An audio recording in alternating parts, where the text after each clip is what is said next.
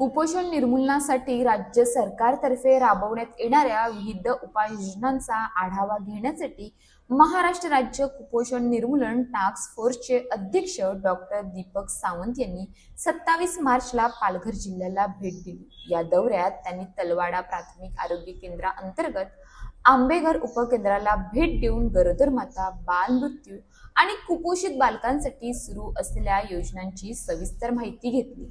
संबंधित अधिकाऱ्यांशी चर्चा करून त्यांनी सेवा अधिक प्रभावी करण्यासाठी आवश्यक सूचना दिल्या। त्यानंतर सायवन येथील प्राथमिक आरोग्य केंद्रात भेट देत त्यांनी प्रत्यक्ष रुग्णांशी संवाद साधला। आरोग्य सुविधा, माता बाल आरोग्य सेवा आणि कुटुंब कल्याण योजनांच्या अंमलबजावणीचा आढावा घेत त्यांनी कामकाज सुधारण्यासाठी मार्गदर्शन केले। या पाहणी दरम्यान जिल्हा आरोग्य अधिकारी, जिल्हा शल्य चिकित्सक तसेच इतर आरोग्य अधिकारी आणि वैद्यकीय कर्मचारी मोठ्या संख्येने उपस्थित होते।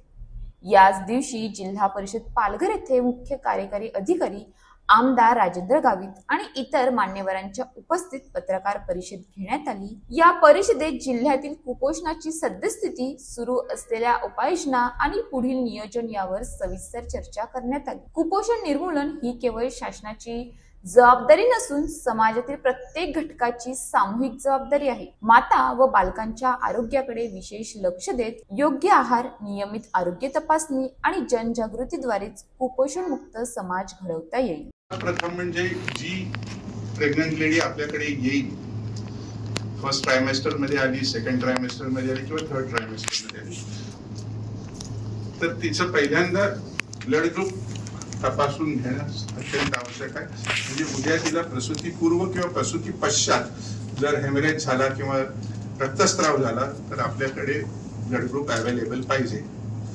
प्रत्येक ईडीडी म्हणजे एक्सपेक्टेड ड्यू डेट, प्रसूतीचा जो दिनांक असेल तो मॉनिटर करणं आवश्यक आहे। आता पोर्टलमध्ये तर सगळंच आहे, सॅम मॅमची आकडेवारी आहे, प्रसूतीचा दिनांक आहे, तिचा पिरियड ज्या दिवशी चुकला त्यापासून कॅल्क्युलेशन आहे।